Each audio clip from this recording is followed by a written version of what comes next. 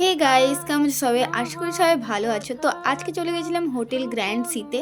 একটা ক্যামেরার ইভেন্ট ছিল। তো সেখানে আমার দিদি অ্যাজ এ মেকআপ আর্টিস্ট গেছিলো আর আমার ইনভাইট ছিল, আমি গেছিলাম। তো দিদির পরপর দুটো লুক ছিল। আর হোটেলটা নিয়ে কোনো কথা হবে না। আর সুইমিং পুলটাও দেখতে পাচ্ছ কতটা বড় আর ভীষণ সুন্দর ছিল।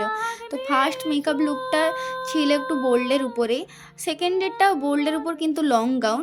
দুটো লুকই খুব দারুণ হয়েছিল। তারপর ইভেন্ট প্রায় কমপ্লিট, এবার আমরা খাওয়া দাওয়া করে নিব।